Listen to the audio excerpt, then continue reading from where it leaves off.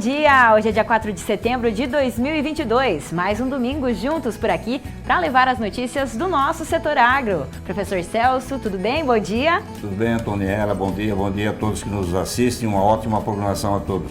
Confira agora os destaques da edição de hoje.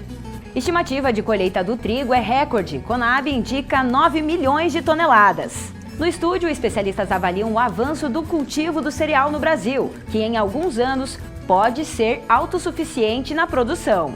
IDR Paraná realiza dia de campo para expor técnicas do sistema de plantio direto de hortaliças.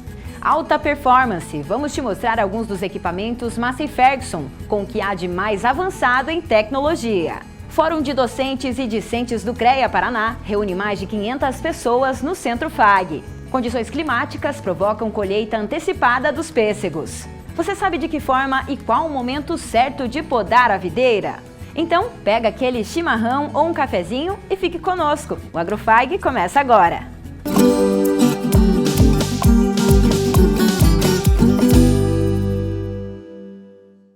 Para produzir 2 safras de uvas no mesmo ano, é preciso fazer 2 podas na videira. A primeira agora nessa época e a segunda entre janeiro e março. A engenheira agrônoma Alessandra Detoni, do IDR, vai mostrar agora como essa técnica deve ser realizada. A poda é uma técnica utilizada para estimular a planta a produzir novas brotações. São esses novos ramos que vão produzir os cachos de uva. O manejo deve ser feito no período de dormência da videira, no final do inverno ou no início da primavera. Para identificar esse período, a planta deve estar quase sem folhas. Cada cultivar de videira tem uma técnica de manejo diferente de acordo com o seu ciclo de produtividade. Essas variedades devem ser observadas pelo produtor para que ele saiba qual poda deverá fazer. A Alessandra é doutora em fruticultura e pesquisadora do IDR Paraná em Santa Teresa do Oeste. Ela conta que sem esse manejo, a planta tende a produzir cada vez menos cachos. Ela explica ainda como realizar a poda das videiras. A poda da videira ela é sempre feita após o período do inverno. Por quê? Porque é o período em que ela vai iniciar o processo de brotação novamente. Então, no período do inverno, quando diminui a temperatura, ela entra nesse período de dormência, ela fica quietinho e quando a temperatura começa a aumentar novamente, que é o período que a gente está vivendo agora, embora nesse inverno nós tivemos um período também no meio aí do inverno, lá em julho, com temperaturas elevadas, a planta ela vai entender que está no momento de ela acordar, né? Ou seja, o metabolismo dela vai acelerar novamente e vai induzir as brotações. Então, se nós observarmos essa planta, é uma planta que já está demonstrando pelas brotações aqui nas pontas dos ramos que ela está acordando. Quando a planta está voltando aí, restabelecendo o metabolismo dela, a velocidade da circulação da seiva, está aumentando a temperatura e ela está acordando, essas gemas elas vão crescendo, elas vão inchando, elas vão ficando gordinhas. Então a gente consegue observar, por exemplo, essa gema aqui que já é uma gema que está mais gordinha, essa daqui também. Deixa eu cortar aqui para ficar mais fácil de visualizar.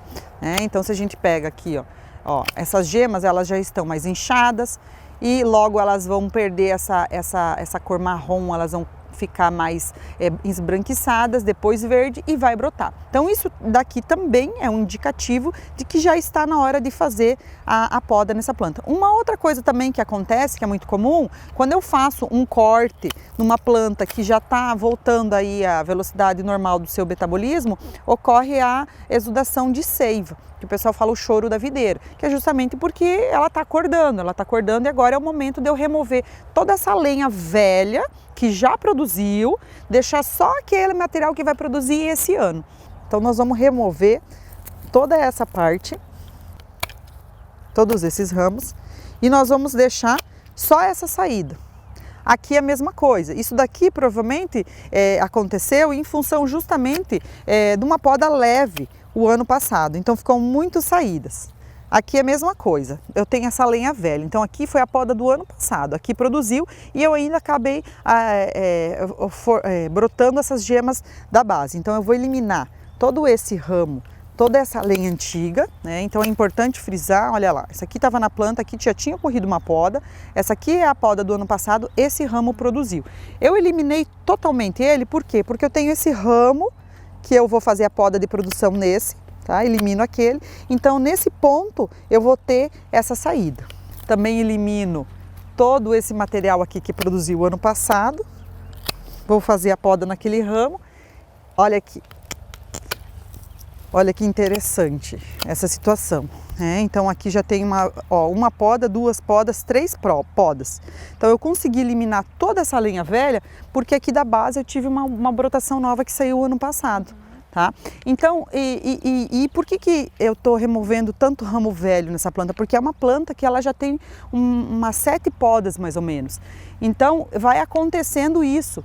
Por mais que a gente fala que é importante fazer a poda para manter a produção próxima aqui da base, mas com o passar do tempo ela vai aumentando, então eu vou tendo um maior distanciamento. Mas se eu fizer uma poda legal, se eu tiver cuidado na minha poda, eu vou sempre conseguir voltar. Por exemplo, aqui outra situação, desse ramo aqui também.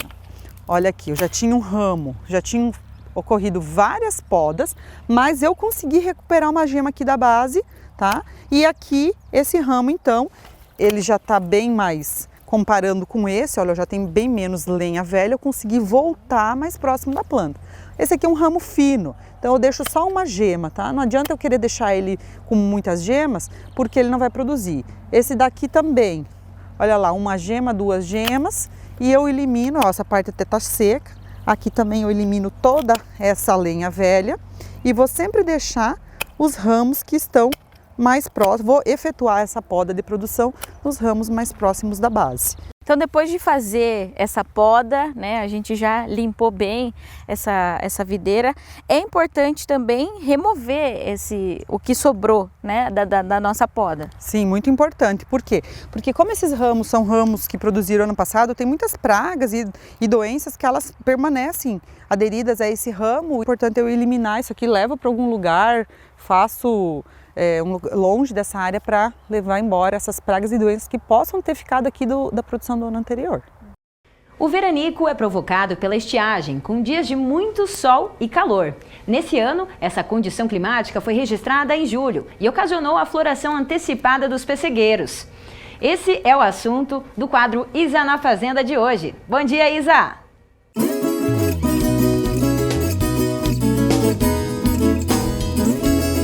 Olá, bom dia Antoniela, bom dia professor Celso. A agricultura e as condições climáticas andam juntas. Todas as culturas dependem da temperatura para se desenvolver bem até chegarem à mesa dos consumidores. Na região sul do Brasil, que é a principal produtora de pêssegos, o veranico, que é causado pela estiagem em períodos chuvosos, com dias de muito sol e calor, registrado em julho deste ano, causou a floração antecipada dos pessegueiros. As flores começaram a brotar mais cedo por conta de 2 fatores climáticos: o frio, que também chegou mais cedo, e o veranico registrado no início de julho. E desse modo, as plantas saíram da dormência. A produção da fruta, em maioria, é destinada para o processamento dos pêssegos em calda, já que o produto nessa forma é líder de vendas no mercado nacional e internacional, por ter maior aceitação pelos consumidores e pela característica de ser mais palatável pela adição do açúcar. Os pêssegos, quando utilizados industrialmente, devem ter tamanho, cor e textura uniforme. E a maturação antecipada, nesse caso, preocupa os produtores, já que nem todos os parâmetros permanecem uniformes, diminuindo assim a qualidade e o valor do produto que sai das propriedades. Segundo o IBGE, a cultura dos pessegueiros ocupa uma área de mais de 16 mil hectares no Brasil, com produtividade média de 11.400 quilos por hectare. E a maior área desse cultivo é realizada pela agricultura familiar. Não deixem de nos acompanhar no @agrofag. Nos vemos na próxima semana e até lá!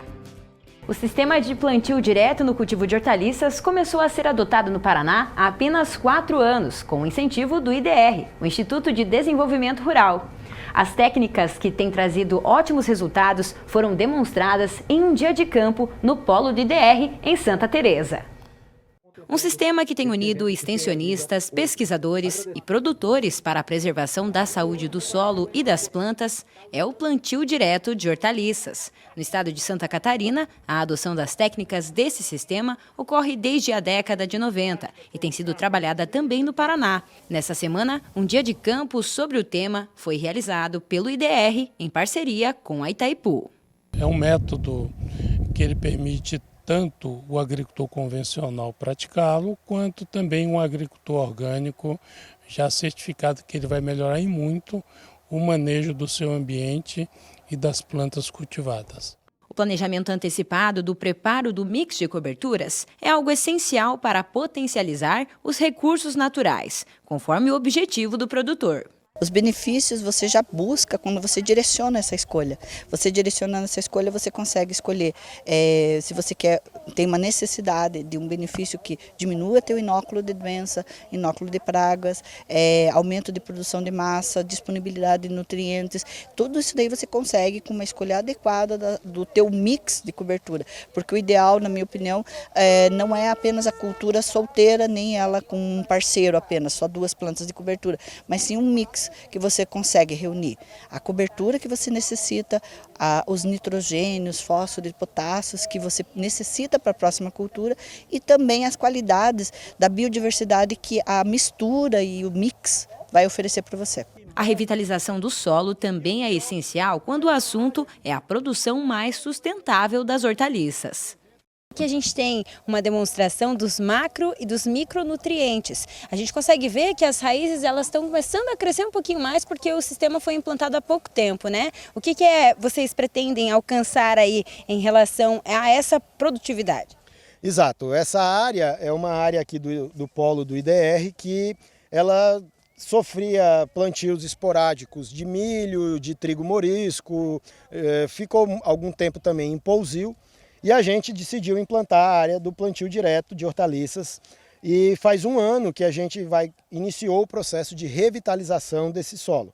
Então, como ainda é recente, a gente ainda tem raízes, em sua grande maioria, nos primeiros 5, 10 centímetros de solo, mas a nossa expectativa é que com 3, 5, 10 anos, as plantas facilmente consigam atingir 50, 60 centímetros de profundidade, mudando completamente o perfil superficial desse solo e, consequentemente, a fertilidade para as plantas que forem cultivadas nele.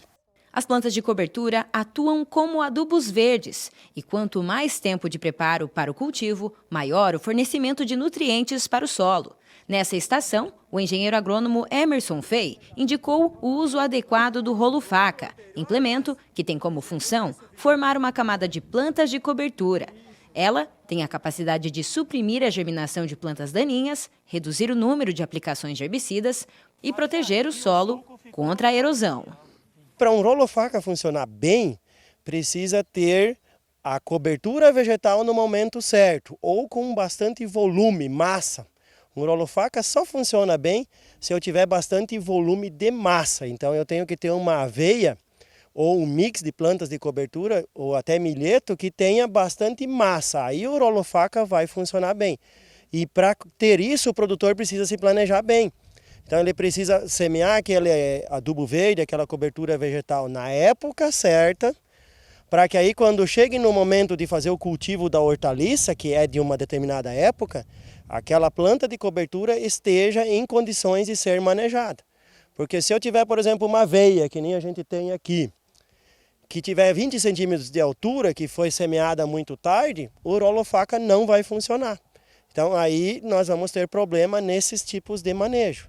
E para o sistema plantio direto, mesmo que use herbicida, também não vai ser bom, porque você vai ter pouca palhada e não vai ter cobertura de solo, aí não vai conservar água no solo, não vai proteger o solo contra a erosão e assim por diante. O seu Mauro produz hortaliças em Palotina. Faz um ano que ele começou a aplicar as técnicas e conta que tem visto os benefícios.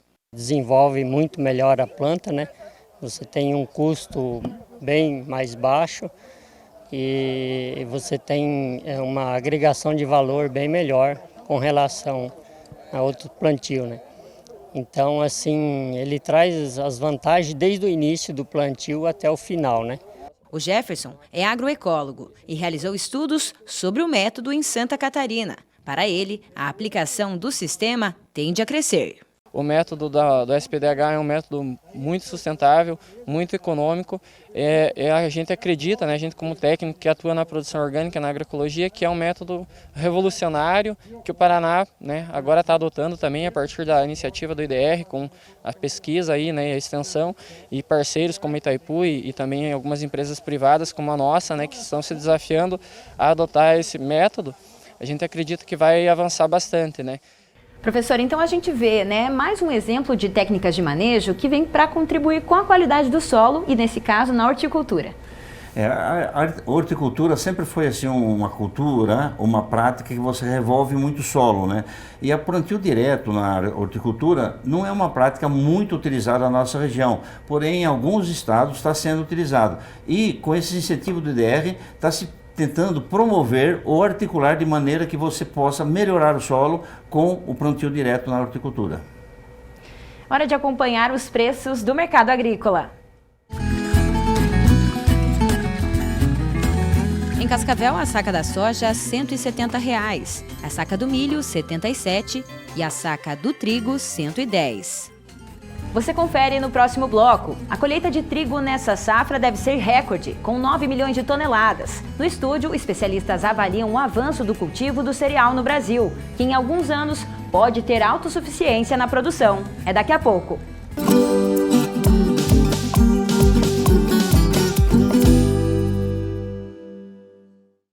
Somos o espaço, o futuro e as possibilidades. Somos saúde, ciência, carinho e amor, propósito, emoção e caráter. Somos agro, meio ambiente e inovação. Empreendedores. Somos a novidade e o pensamento. Somos estrutura. Educação, trabalho e conquistas. Ambiciosos. Somos dedicados e sonhadores. Somos o Centro Universitário FAG. Vestibular 22 de outubro. Cascavel e Toledo. Inscrições pelo site fag.edu.br/vestibular. Juntos realizamos.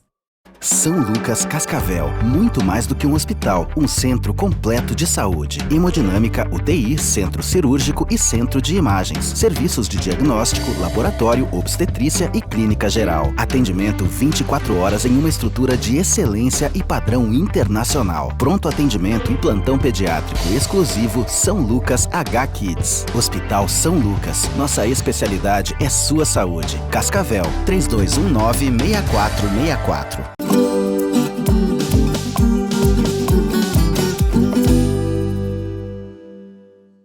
O Brasil consome cerca de 12 milhões de toneladas de trigo por ano, uma quantidade maior do que a produção nacional. Por isso, o país precisa importar o cereal de países como a Argentina, Uruguai e Estados Unidos. Mas esse cenário pode mudar. A expectativa é de que o Brasil aumente a área de plantio do trigo nos próximos anos. De acordo com a Conab, a Companhia Nacional de Abastecimento, o Brasil plantou nesta safra quase 3 milhões de hectares de trigo. Apesar da área ser 6% maior do que a safra passada, uma estimativa da Embrapa mostra que o país tem potencial de plantio bem maior do que esse número, podendo chegar a 12 milhões de hectares. Ou seja, na colheita, a produção seria 4 vezes maior, o que já tornaria o país autossuficiente em trigo. O Brasil já esteve bem perto da autossuficiência. Em 1973, o governo federal criou um subsídio para incentivar o plantio do trigo, por conta do aumento dos preços no mercado internacional. 15 anos depois, o país já produzia em torno de 5 milhões de toneladas, mais de 90% do que precisava para o consumo. Em 1988, o governo retirou o subsídio e na década seguinte, de 90, a produção caiu para menos de 3 milhões de toneladas. Aliado ao desestímulo financeiro ao produtor, a queda no cultivo também se deu por conta do valor agregado de outras culturas, principalmente o milho, como explica o analista da Embrapa, Oswaldo Vieira. O produtor ele quer ter liquidez no seu produto. Ele quer hoje, que nem com milho, que nem aí no Paraná, principalmente, que o produtor ele planta soja, planta milho, o Paraná tem uma grande indústria de proteína animal que absorve grande parte desse produto. Então, o trigo ele não tem essa liquidez que tem uma cultura de verão, de uma soja e do milho. Oswaldo destaca ainda que um dos processos para tornar o país autossuficiente está no desenvolvimento da produção da cultura no Cerrado brasileiro, a partir do plantio de variedades adaptadas ao clima da região. O que a gente tem trabalhado é essa possibilidade do Cerrado, né, que tem hoje uma área potencial, que a gente sempre diz assim, tem um estudo da Embrapa que leva em conta 2 fatores, declividade e altitude, né? Aí teria 2,7 milhões de hectares no Cerrado disponíveis. Só que agora a gente tem visto também que mesmo em áreas com altitudes inferior a 600, 800 metros, é possível cultivar no Cerrado trigo. Com isso, nós expandiria a área para mais de 5 milhões de hectares que poderia ser plantado só no Cerrado brasileiro com trigo.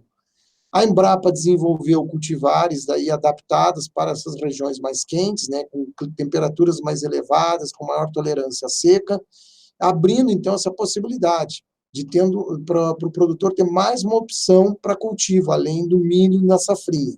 Com o início da colheita do trigo, a expectativa é de que a produção nacional este ano seja de 9 milhões de toneladas, uma média de 3 mil quilos por hectare. O desempenho positivo de novas cultivares também pode contribuir com o aumento da produção. Nesta área de plantio, na Fazenda Escola da FAG, a expectativa é de que sejam colhidos 4 mil quilos de trigo por hectare. Esse material foi plantado, é um material muito precoce, é o material mais precoce que tem hoje no mercado, é o RS Sena. E o clima colaborou, né? Nós tivemos as chuvas regulares aí quando precisou e não tivemos nenhum evento de geada nessa área também. O material muito sadio, então também tivemos poucos problemas com doenças fúngicas, né? Fizemos só 2 aplicações no manejo aí de doenças. Então a expectativa é uma colheita muito boa desse material. E o trigo hoje, como nós estivemos acompanhando no último Agrofag, né, falando sobre o show rural de inverno, todo aquele incentivo que houve ali em função do plantio do trigo, nós vemos aqui na prática que é possível atingir aquelas metas que a Copavel sugeriu no evento, né, de o Brasil se tornar autossuficiente em trigo. E assim, eu acredito muito nessa meta. Eu acho que nós temos um potencial muito grande para desenvolver essa cultura.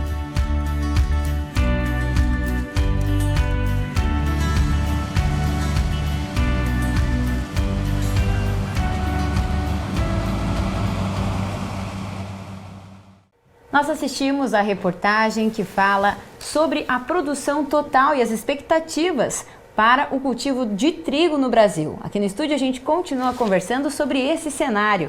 Para falar com a gente sobre isso, o professor Jorge Geller, engenheiro agrônomo e também professor do curso de agronomia do Centro FAG. Bom dia, seja bem-vindo, professor. Bom dia para vocês, bom dia para os espectadores. Muito bem. E Lipa também está aqui com a gente, gerente comercial de grãos da Copavel. Seja bem-vindo, Lipa.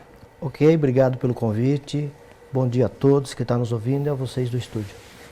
Muito bem, eu vou começar perguntando, professor Geller, o Helmut acabou de comentar uma questão que a gente tratou muito na semana passada aqui no programa, que é a expectativa de aumento da produção de trigo no país.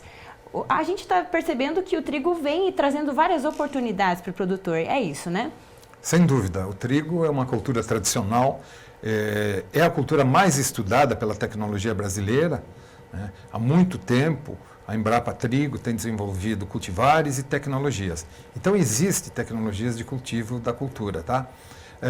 E é uma cultura que ela foi, vamos dizer assim, abandonada, né, por outros fatores, né? Vários fatores complicam, sobretudo questões ambientais, né? Essas questões ambientais pesam muito e na ocasião em que foi diminuindo a sua área, não existiam cultivares com altos potenciais, como foi frisado pelo nosso colega Helmut, né, aqui, tá?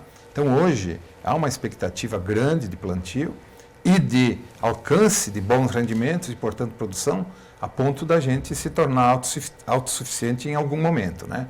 E isso, sobretudo, se ocorrer desenvolvimento de cultivares adaptadas àquele ambiente, né? E também um domínio da cultura conforme o ambiente em que se cultiva. Uhum.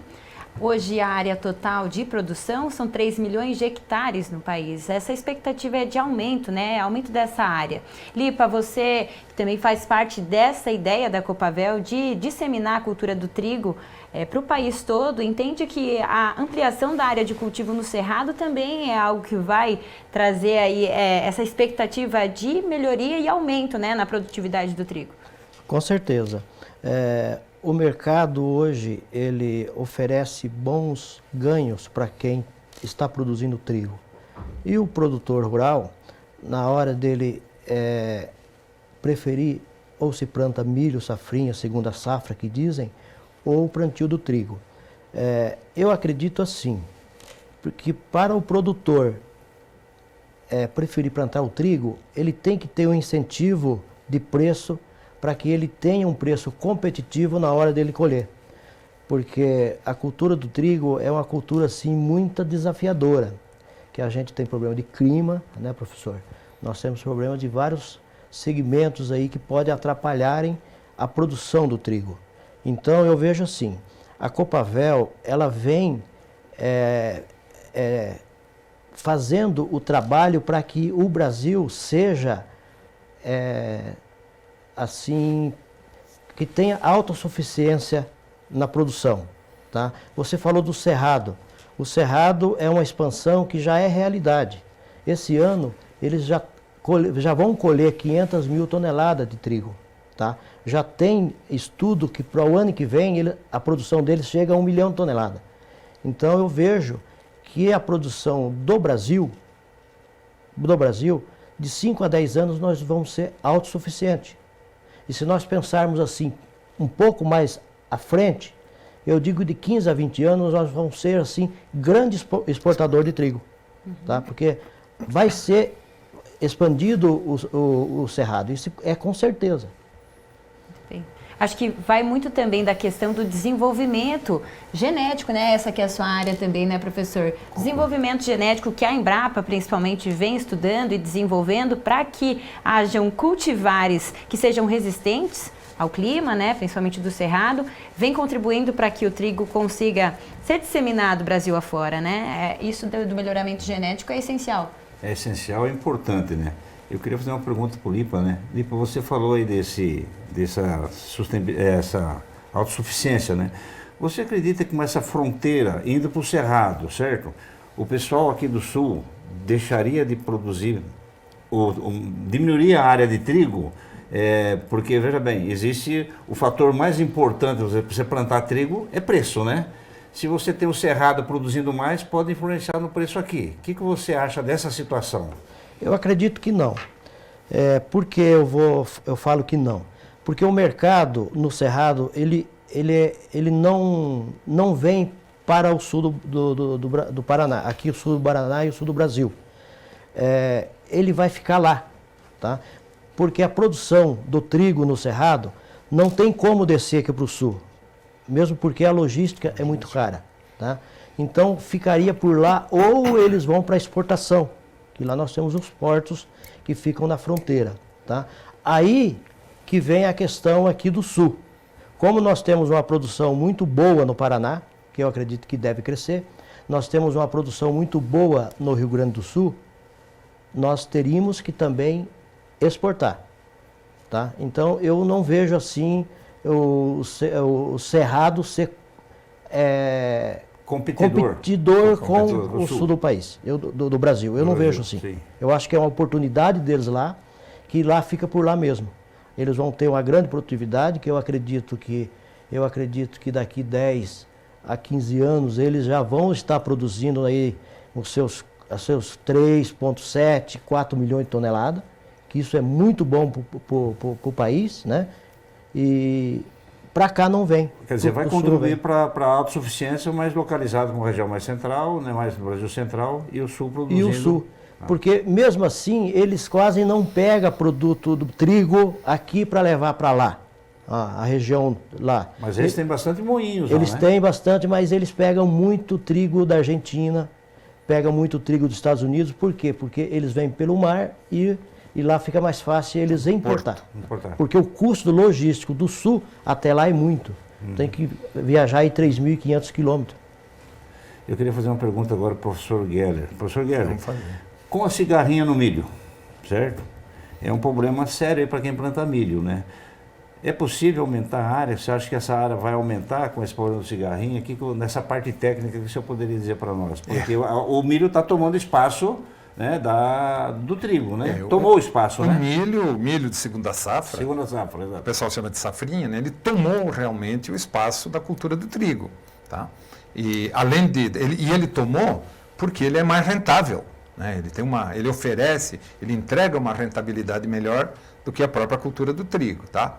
Então, infelizmente, com o advento dessa praga, né, provavelmente muitos produtores estão pensando hoje em voltar ao cultivo de trigo aqui na nossa região, né? Na grande região aqui, né? Então, provavelmente haverá um aumento, como o Lipa comentou, né? Aqui no Paraná mesmo, uma expansão de área já, aqui no oeste, principalmente no norte, que também o milho é infectado pela cigarrinha. Então, o pessoal ainda não tem o domínio da tecnologia de controle total, né? Porque já existe cultivares tolerantes às bactérias, já existe inseticidas para controlar. O que falta é dominar melhor essas tecnologias de controle, tá? Talvez aí o milho volte, mas num horizonte de 2, 3 anos, eu acho que o trigo vai expandir, inclusive na nossa região, né? É um desafio, esse é um desafio que se tem aqui, porque aqui a gente está numa região úmida e frio. Chove além do que a cultura demanda. E essa chuva além, né, a mais, né, tem provocado problemas sanitários na cultura, provocando doenças, né, que mesmo com fungicidas, com a aplicação de produtos químicos, não se está controlando totalmente. Então essas doenças estão fazendo com que a produtividade caia em relação ao potencial que a cultura tem. E eu vou aproveitar o gancho e falar sobre qualidade. Comentamos um pouco sobre quantidade, né, produzida aqui no Paraná, e vamos falar sobre a qualidade agora desse trigo. Para que haja o principal produto final a partir do trigo, que é a farinha, precisa ter qualidade de grão. E as principais técnicas de manejo, a gente está vendo aí. Algumas delas foram apresentadas no Show Rural de Inverno da Copavel. O que vocês destacariam hoje enquanto qualidade aqui para a nossa região? Qual que é o foco que o produtor precisa tomar para ter qualidade de grão no trigo? Veja bem, o trigo ele é uma cultura sensível à geada. E o grande problema da qualidade está no tempo, tá? Se ele der uma geada, ele vai ter problema de qualidade. Ou mesmo na colheita, se tiver um tempo muito chuvoso, ele vai ter problema de qualidade também. E é aí que interfere na questão para os moinhos. Porque o moinho precisa de fazer uma farinha de qualidade, farinha boa. Ele precisa receber uma matéria-prima boa, né? E essa matéria-prima boa, o produtor ele não tem o domínio sobre ela. Depende do clima, depende do tempo, né? Então, se nós tivermos assim, igual esse ano, um clima bom, clima legal, não tivemos muita chuva, tivemos bom frio, que está ajudando na questão da qualidade do grão. Hoje, o trigo que nós estamos recebendo está uma qualidade excelente, tá? Um pH bom, um fale bom, um W bom. Agora, vamos ver se essa qualidade ela vai persistir até o final da colheita. Eu quero agregar o que o Lipa comentou, né, mais um fator, que é características genéticas, né? A questão de força de glúten, ela está mais ligada à característica genética das cultivares, né, do que o ambiente. Como ele comentou, o ambiente influi. Muita chuva, principalmente chuva perto da colheita ou após o espigamento, pode produzir doenças de espiga, tal como a giberela, né, que deteriora a qualidade do grão, traz problemas de micotoxinas. Mas então uma das soluções para a melhoria da qualidade seria também o cultivo de cultivares de trigo com a força de W que a gente fala, né, acima de 300, ou seja, trigos melhoradores, né? Tá? Daí, se predominar trigos melhoradores, a qualidade que chega na cooperativa, chega nos moinhos, vai ter uma grande qualidade de farinha, né? É a tal de força do glúten, né? Aquele componente que vai panificar, né? Que vai dar a possibilidade do que o pão, além de branco, né, tenha expansão. Expansão é crescimento, né, que dê massa, né? Então isso está ligado à força de glúten, que é uma característica quase que inerente a cultivares. E que está sendo melhorado. Felizmente, as companhias que produzem cultivares de trigo estão buscando esse mais, né? Hoje a maioria das cultivares tem essa força de W acima de 300, caracterizando trigos melhoradores. E aqui em Cascavel a gente tem um exemplo de um moinho que tem uma capacidade alta para moagem, né? 700 toneladas por dia no moinho da Copavel. A gente vai acompanhar agora uma reportagem que a Débora Braga produziu junto com o Luiz Marcondes a respeito do moinho da Copavel. Vamos ver. Com o início da colheita do trigo, os moinhos se preparam para receber a carga do cereal. De acordo com a Conab, o Paraná é o maior estado moageiro do país, com capacidade de 3.300.000 toneladas por ano. A moagem efetiva dos grãos é de 2.650.000 toneladas. Este é um dos moinhos que recebem o cereal depois da colheita. A capacidade de moagem do grão é de 700 toneladas por dia. Daqui sai o farelo e a farinha de trigo. Os dois passam por dezenas de processos até chegar ao consumidor final. A preparação do trigo começa durante o descarregamento. Os grãos são despejados na moega.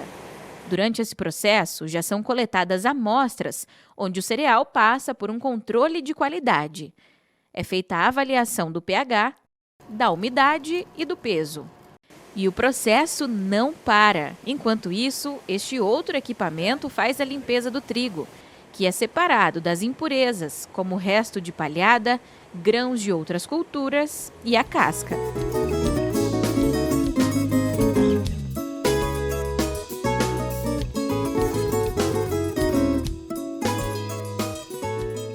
O John é supervisor de produção e conta que do total de moagem diário, 525 toneladas são de farinha de trigo. O farelo corresponde a 25% da produção, utilizado principalmente na fábrica de rações. Ele explica os processos que são realizados na indústria. Esse trigo ele é feito uma moagem no moinho experimental, é feita uma análise completa. Diante dessa análise, dependendo dos resultados, esse trigo é segregado e armazenado nos nossos silos de armazenagem.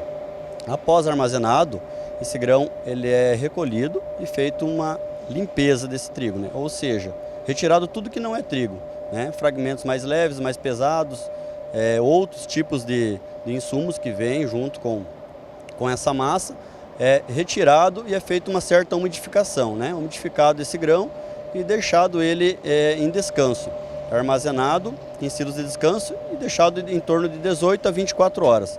Após esse armazenamento, é feita a moagem, né? Após esse período de descanso, que serve para que essa umidade, né, fique por toda a massa do grão, é feito o processo de moagem.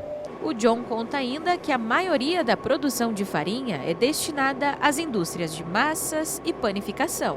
Nós temos clientes hoje que utilizam nossos produtos, a nossa farinha para fazer massas em geral, massa fresca, massa seca. Nós temos clientes que utilizam a farinha para panificação e também temos clientes que utilizam nossa farinha para biscoitos wafer, biscoitos em gerais. Muito bem, a gente acompanhou aí então o trabalho realizado no moinho da Copavel, uma grande equipe que trabalha todos os dias, né, Lipa? Lá tem bastante gente, lá funcionário que trabalha durante o dia e a noite, que lá roda 24 horas, né? Para poder esmagar aí essa produção de 700 toneladas a dia. Vou fazer uma pergunta para o Lipa. Lipa, é o seguinte, nós vimos a autossuficiência, vimos as fronteiras que podem surgir, vimos a qualidade da genética do professor, agora estamos falando da qualidade da farinha. Se a qualidade tem farinhas diferentes, mais para pão, mais para bolacha, como é que vocês recebem isso e destinam parte para bolacha, parte para panificação? Porque nós vimos que ele falar ali no VT, né? que tem farinhas para todo lado. E nós temos farinhas de todo tipo, desculpa. E temos qualidades diferentes de grãos, um para panificação, outro mais para bolacha. Como é que você faz essa segregação? Como é que vocês fazem essa divisão para fornecer esse tipo de farinha para os comerciantes? E se um trigo é melhor, vamos dizer assim, tem uma bonificação maior? Tem uma bonificação melhor. O produtor, quando ele entrega o trigo na cooperativa ou qualquer lugar, ele entrega o trigo por pH. Então, quanto mais pH, o preço melhor. Vai receber pelo pH. Pelo pH. Então, nós temos o trigo superior e temos o trigo comum, que é separado em 2 segmentos. Assim também é a farinha, porque nós temos o trigo bom, que faz a farinha para panificação, que é uma farinha que a gente fala especial. E nós temos o trigo inferior, que a gente faz farinha comum, que é uma farinha mais escura, que é para biscoito, que é para massas frescas, massa em geral. Então, o produtor recebe remuneração diferente para o trigo de melhor qualidade. Talvez no futuro, né, Lipa, ainda se faça remuneração ou qualificação a partir da força do glúten, né? Que também é uma das grandes características da panificação em si. Para o produtor, talvez ele ganhe um alento de plantio quando ele, com pH melhor, né, pH acima de 78, né? O pH é o peso de 100 litros de grãos, né?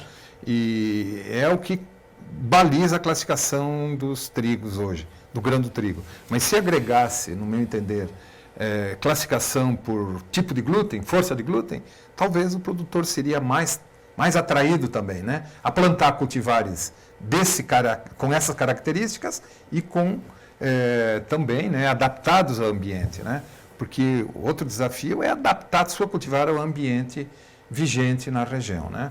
Então seria uma indicação da gente técnica, né, nós técnicos, para o pessoal que recebe, que compra o grão do agricultor. Muito bem.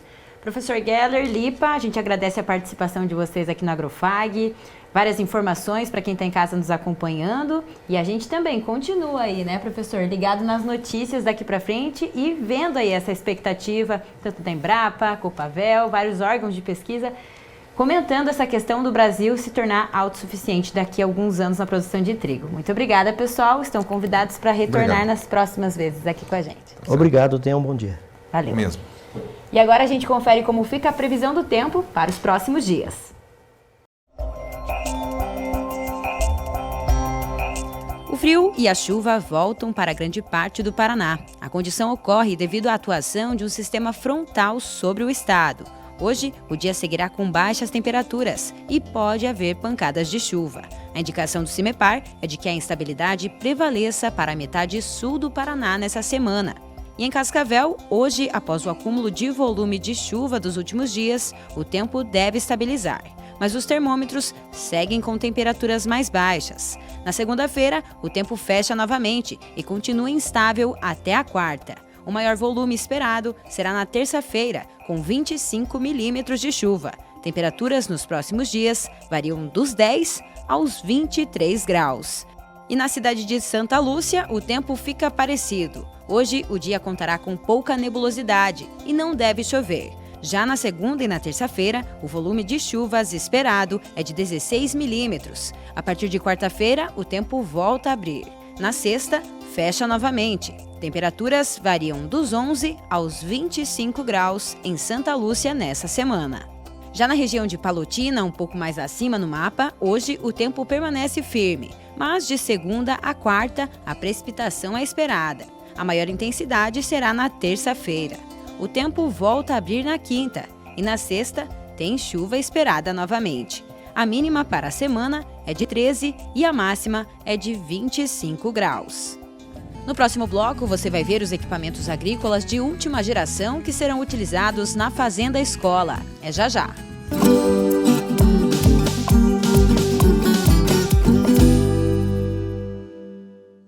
O Hospital Veterinário FAG, para todos os bichos, todos os horários. Tigres, leões, cavalos, gatinhos ou dogs, pássaros, jacarés, ratinhos ou cobras. O HVet FAG é o maior hospital veterinário do Paraná, o único a oferecer atendimento 24 horas para qualquer animal, independente da complexidade. Conheça nosso Clube do Mascote, vantagens exclusivas para pets e animais exóticos. Se você ama, nós cuidamos. Hospital Veterinário Centro FAG, Cascavel, ligue pra gente, 4533213772. Conectados ao mundo. Somos todos. Somos um só. Somos muito mais. Global Connection. Descubra um novo programa de pós-graduação Centro Universitário FAG. Acesse o site e conheça os cursos disponíveis. Conexões internacionais e experiências transformadoras. fag.edu.br/pós. Inscrições pelo fone 4533213964. Pós-graduação Centro FAG. Global Connection. Realize. Somos o espaço, o futuro e as possibilidades. Somos saúde, ciência, carinho e amor. Propósito, emoção e caráter. Somos agro, meio ambiente e inovação. Empreendedores. Somos a novidade e o pensamento. Somos estrutura. Educação, trabalho e conquistas. Ambiciosos. Somos dedicados e sonhadores. Somos o Centro Universitário FAG. Vestibular 22 de outubro. Cascavel e Toledo. Inscrições pelo site fag.edu.br/vestibular. Juntos realizamos.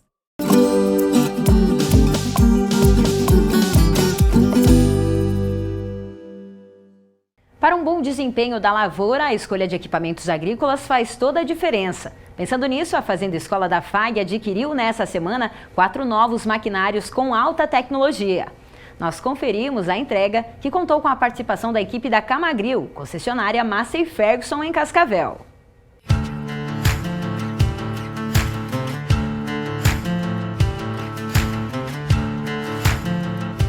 Nós estamos aqui na Fazenda Escola para acompanhar a entrega técnica de alguns maquinários aqui para a Fazenda Escola do Centro FAG. Maquinários esses de ponta e alta tecnologia da Massey Ferguson. E sobre o assunto nós vamos conversar com o coordenador de marketing tático, Thiago Zuculotto. Seja bem-vindo ao AgroFag, Thiago. Boa tarde, tudo bem, Antonella? É um prazer para nós estarmos aqui com vocês hoje, apresentando toda a tecnologia dos equipamentos Massey Ferguson que trazemos e entregamos com muito orgulho à Fazenda Escola da FAG. Então a gente sabe que os maquinários que serão entregues hoje têm muita tecnologia em cada um deles no desenvolvimento dessas máquinas, e a gente vai começar falando então do trator, esse 8737, né? O que você pode falar que ele tem de mais novo aí em inovação e tecnologia para o setor? Então hoje nós estamos fazendo uma entrega de uma linha completa, desde o plantio até a colheita, certo? Temos toda a linha de equipamentos entregue aqui na FAG. Em destaque, então, uma delas é o nosso trator da linha 8700, nesse caso o modelo 8737, que seria o trator da Massey Ferguson de maior potência vendido aqui no Brasil, certo? Então nós temos na nossa região aqui o maior trator de potência, relacionado à potência, vendido pela Massey Ferguson no Brasil, tá? Esse trator ele tem um motor então de 6 cilindros, motor AquaPower com gerenciamento totalmente eletrônico. Então é um motor de alta eficiência e baixíssimo consumo, né? Que é tudo que os produtores buscam hoje em dia em um equipamento. Aliado a esse motor, para trazer uma boa eficiência e um bom consumo de combustível, nós temos uma transmissão DynaVT, tá? Como é destacado aqui no nome do trator, certo? O que seria essa transmissão DynaVT? É uma transmissão que trabalha sem marchas. Então, ela atua diretamente na velocidade de trabalho da máquina, né? Trazendo assim mais eficiência então para o trabalho da máquina. Juntamente a isso, nós temos então uma suspensão dianteira que trabalha automaticamente durante todo o tracionamento do implemento que o trator está fazendo, certo? Essa suspensão dianteira, ela vai trabalhar com informações sobre a patinagem dos rodados do trator. Então, automaticamente ela vai, digamos que, pressionar mais o eixo dianteiro ou aliviar mais o eixo dianteiro da máquina, conforme a necessidade informada pela máquina.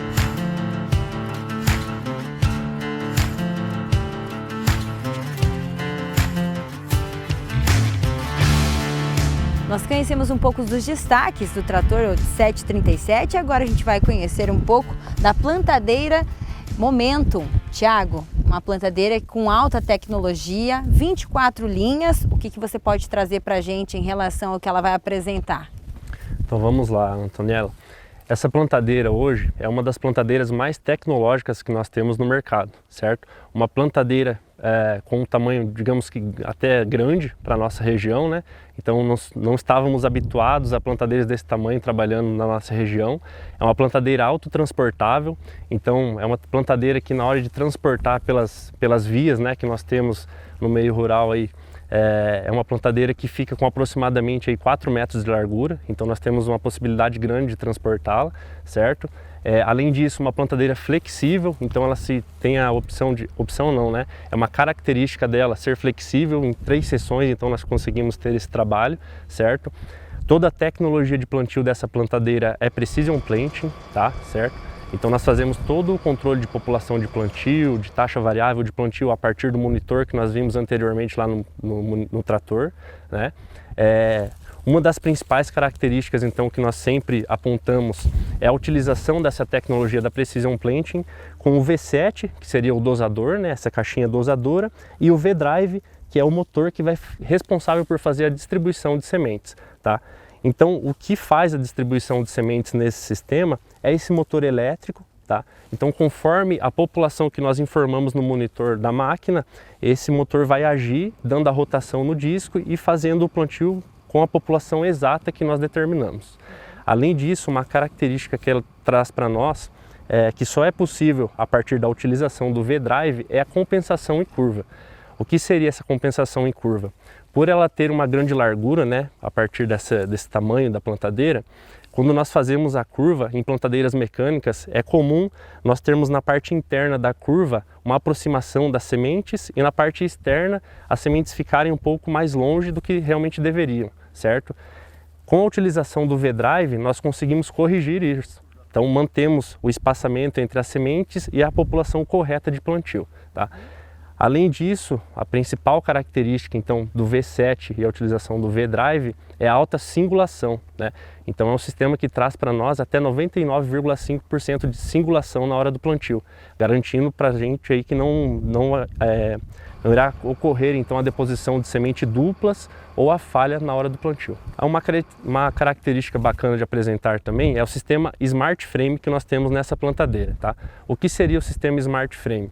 Como a plantadeira é dividida basicamente em 3 seções, por ela ser articulada, o sistema Smart Frame corrige então a posição das linhas de plantio durante o plantio em desníveis do terreno. Então ele garante que nossas linhas de plantio estarão sempre com a mesma pressão de contato com o solo durante todo o plantio.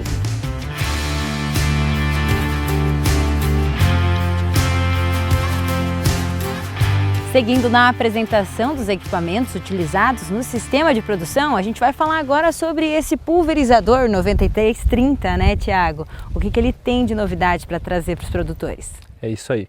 Então, o 9330 é o nosso pulverizador classe 3 na Massey Ferguson. Nós temos ele no modelo 9330 com 3.000 litros ou 9335 com 3.500 litros, tá? Esse pulverizador, então, ele tem um motor AquaPower de 6 cilindros com 200 cavalos de potência. É um motor com baixíssimo consumo de combustível, tá? Então, se nós compararmos com os demais da mesma classe, é o que se destaca em consumo de combustível e em eficiência. Nós temos nesse pulverizador, então, um chassis Flex Frame, é um chassis totalmente flexível, onde os eixos traseiro e dianteiros são independentes do restante do chassis da máquina, certo? Todo o chassi dessa máquina é feito em viga C e as ligações são todas parafusadas, o que evita então o aparecimento de tringas ou o surgimento de quebra durante o trabalho, tá?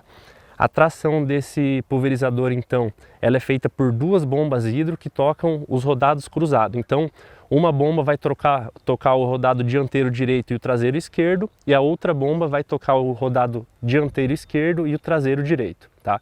Fazendo com que, então, nós tenhamos uma eficiência bem grande na hora de tracionar o equipamento por qualquer tipo de superfície e terreno.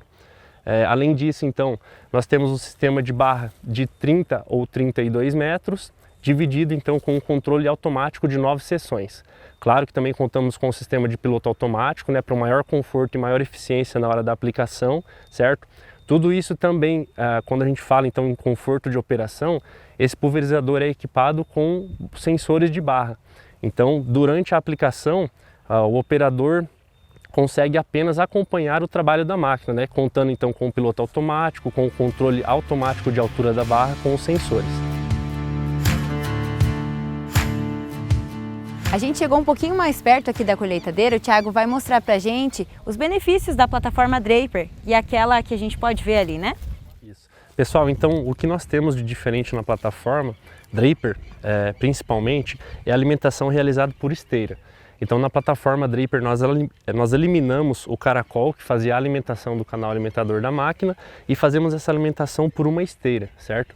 Então isso faz com que nós tenhamos menos quebra de grão e menos debulha de grão já na plataforma, o que nos traz uma eliminação então dos índices de perda, certo? Além disso, a plataforma Draper, pessoal, ela nos proporciona uma maior flexibilidade na barra de corte. Então como nós não temos o item rígido que seria o caracol, nós conseguimos então atingir até 20 centímetros de flexibilidade na barra de corte. Essa parceria é muito importante para nós, realmente esses produtos são especiais, então vamos dizer, eu acho que os alunos aqui vão estar muito bem servidos, né? E é uma honra para a Camagril atender esse pessoal.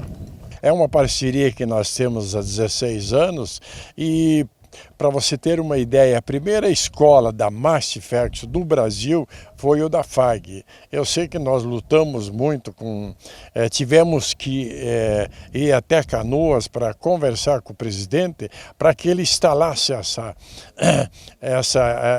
esse equipamento aqui, justamente para que os nossos acadêmicos tivessem assim um conhecimento não só na área burocrática, mas também como plantar. E nós convencemos a Mastiferx para que ela nos desse todo o equipamento. Hoje, o equipamento que nós temos aqui da Masti aí é um dos mais modernos que tem no Brasil.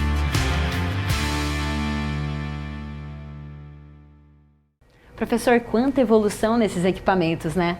Correto, Antonieta. Veja bem, a produtividade a nível de campo é um conjunto de fatores que faz com que isso aumente.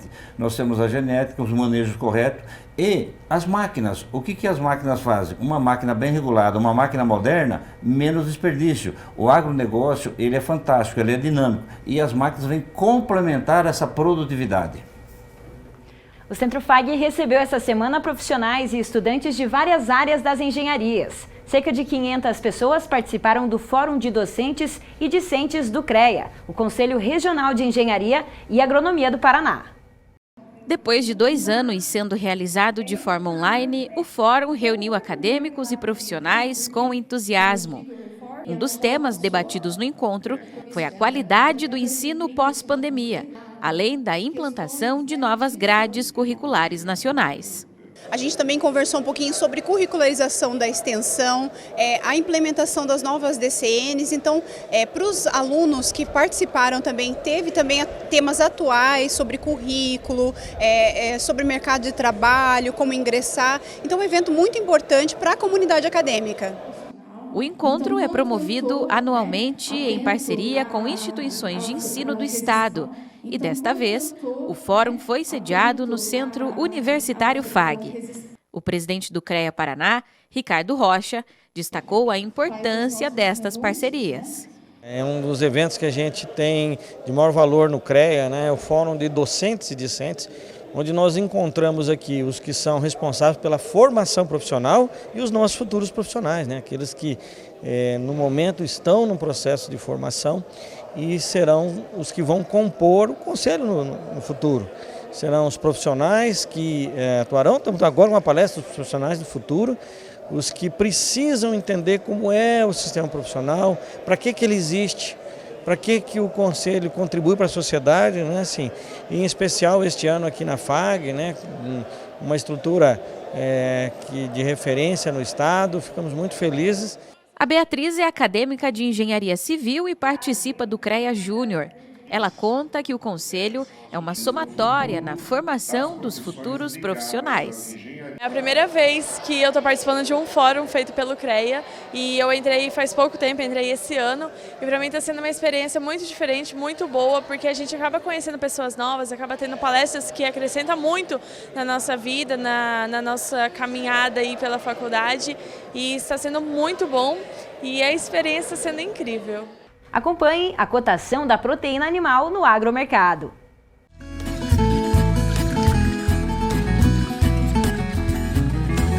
A arroba do boi gordo em Cascavel, R$ 290. O quilo do suíno, R$ 7,05 e o quilo do frango, R$ 4,93. E esse é o momento da gente conferir o que foi destaque nas nossas redes sociais e também trazer algumas indicações de eventos e cursos que vão ser realizados nos próximos dias. Já quero deixar o convite para você conhecer as nossas redes sociais pelo @agrofag, tanto o Instagram quanto o Facebook. E lá você pode interagir com a nossa equipe, trazer alguma sugestão de reportagem, contar pra gente alguma curiosidade aí da sua propriedade rural, a gente vai estar atentos. E agora vamos dar uma olhada nas indicações dos cursos. É um curso que será realizado pelo Núcleo de Aperfeiçoamento Profissional. A gente começa falando sobre avaliação técnica de imóveis, construções, máquinas e equipamentos rurais. Tem um QR Code aqui no canto inferior direito da tela. Você pode apontar a câmera do seu celular e já vai cair direto no link para a inscrição. Vai acontecer em 2 sábados, no dia 17 e no dia 24 desse mês, das 8 da manhã até as 5 horas da tarde. E para mais informações, vocês podem entrar pelo contato 45-3321-3755 e saber mais informações. E agora a gente traz uma sugestão para vocês. É um prêmio que foi lançado nessa semana, na última quarta-feira, no Mercado Municipal de Curitiba, o Prêmio Queijos do Paraná.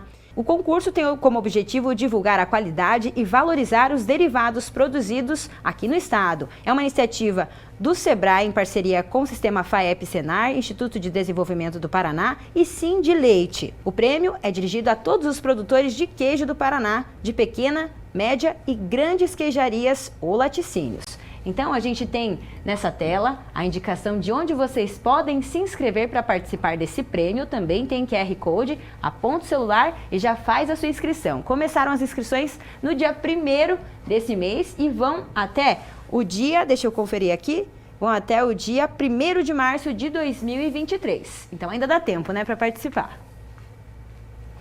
Agora uma foto das nossas redes sociais. O seu Omar Scanagata, seu Assis Gurgax e o Helmut, que participaram desse momento da entrega dos 4 maquinários. Foram então o trator, a plantadeira, a colheitadeira e o pulverizador que foram entregues nessa semana, um momento muito especial, né, professor? Equipamentos altamente modernos, né? Muito bem. Já essa é uma foto do nosso professor Celso aqui com a Yasmin. Ela está iniciando o TCC dela, né, professor? Ela está aí plantando o TCC de milho, plantando milho para obter híbridos e fazer o seu TCC só na safrinha.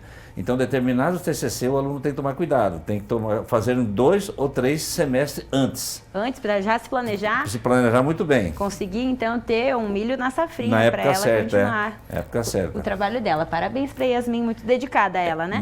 Muito dedicada, muito motivada. Muito bem. Já essa é uma foto das acadêmicas de Medicina Veterinária do Centro FAG, 1º período, e as meninas estão sempre participando com a gente. A gente quer agradecer a elas e, claro, continuem com a gente no AgroFag, no Instagram. Sempre vamos estar por lá também. Já essa é uma foto que eu registrei lá na Colônia Esperança, no sítio do Ricardo, do Elcio e da Eloir, que nos receberam no final de semana lá. Então a gente tem a foto aí de 2 cordeirinhos que nasceram na última semana, lá na fazenda deles. São 2 machinhos e eles estão ampliando agora a criação das ovelhas. Muito bem. E é com essa foto que a gente encerra o nosso programa de hoje. Professor Celso, te vejo no domingo que vem. Ótima semana, muito abençoada.